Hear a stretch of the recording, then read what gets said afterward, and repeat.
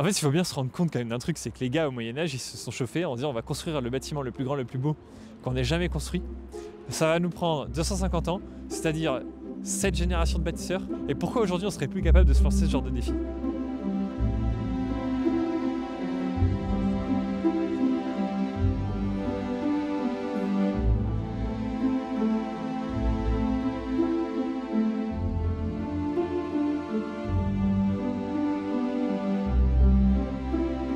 Pour moi, Notre-Dame de Paris, c'est ça. C'est un idéal.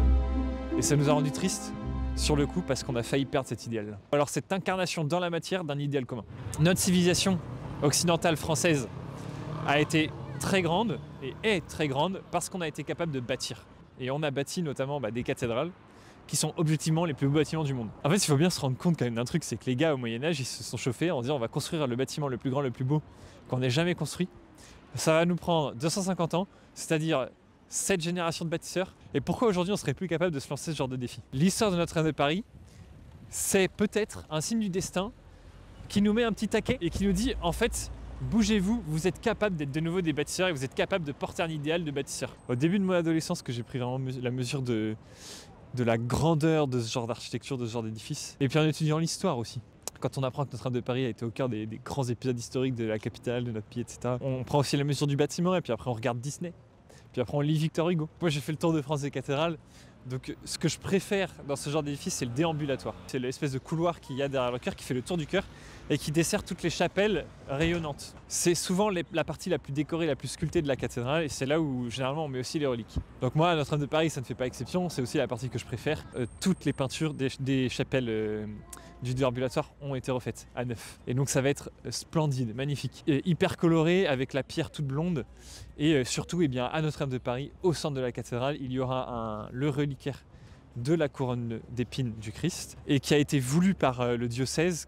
Cette fois-ci non pas comme un petit reliquaire rouge un peu hors de portée comme il y avait avant, mais comme un reliquaire géant que les gens pourront venir toucher directement, voilà, pour faire des actes de dévotion.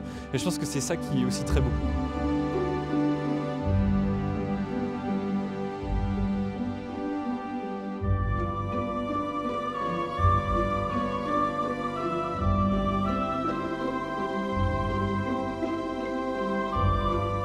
On dit souvent que la France a une vocation universelle. La France a une vocation universelle à travers sa vocation de fille aînée de l'Église, et d'autres diront qu'elle a une vocation universelle à travers les droits de l'homme. Mais ça reste une vocation universelle. Et je pense que les cathédrales incarnent profondément cette vocation universelle. Et c'est pas pour rien que Notre-Dame de Paris parle à tout le monde. Et que tout le monde entier se retrouve le 7 décembre pour l'inauguration de Notre-Dame de Paris.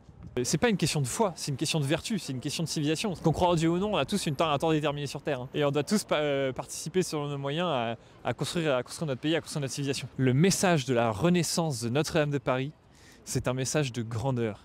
Elle nous dit « rêvez grand, agissez en conséquence ». C'est un message qui est à la fois valide pour le monde entier et pour nous individuellement. La grandeur, ça reste à tout le monde, la grandeur n'écrase en rien personne.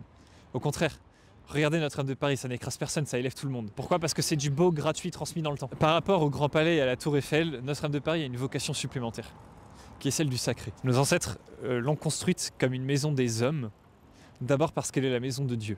C'est parce qu'on est dans un pays laïque que ça a d'autant plus de sens. La laïcité n'existerait pas s'il n'y avait pas de sacré. Le véritable sens du mot laïque, du mot laïcité, c'est la distinction entre le plan spirituel et le plan temporel. Mais ils ne sont pas séparés, ils sont distants. C'est une invention chrétienne, la laïcité. C'est parce qu'on est dans un pays laïque qu'on a besoin d'événements sacrés et d'édifices sacrés. Notre-Dame incarne ce sacré-là en France. Et pour le monde d'ailleurs.